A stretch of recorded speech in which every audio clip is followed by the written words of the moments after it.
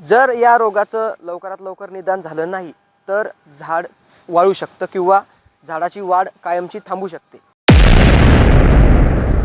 झाडाची नवीन फुटवी जर अशा प्रकारे जळून जात असेल किंवा झाडाची वाढ थांबली असेल तर त्याला एकच गोष्ट कारणीभूत आहे, ते म्हणजे पानावर असलेले अशा प्रकारचे हे ग्लॉट्स।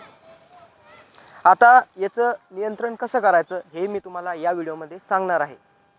हा रोग झाडावर येण्याचं मुख्य कारण एकच आहे, जर तुमच्याकडून जर का झाडाला चुकून जास्त पाणी दिलं गेलं तर हा रोग झाडावर येणं हे नॉर्मल आहे।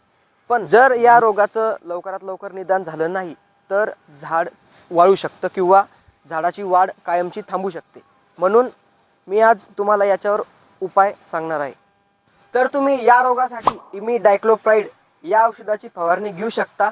फुटवी फुटल्याच्या नंतर 7-8 दिवसांनी तुम्हाला ही फवारणी घ्यायची आहे आणि त्या फवारणीचं मात्रा म्हणजे 0.3 ml ही 1 लिटर पाण्यामध्ये एका झाडासाठी सफिशियंट आहे। चला तर मित्रांनो, व्हिडिओ कसा वाटला कमेंटमध्ये नक्की सांगा आणि अशाच नवीन व्हिडिओंसाठी किंवा माहितीपूर्ण व्हिडिओंसाठी आपल्या पेजला फॉलो किंवा सबस्क्राईब नक्की करा। जय महाराष्ट्र।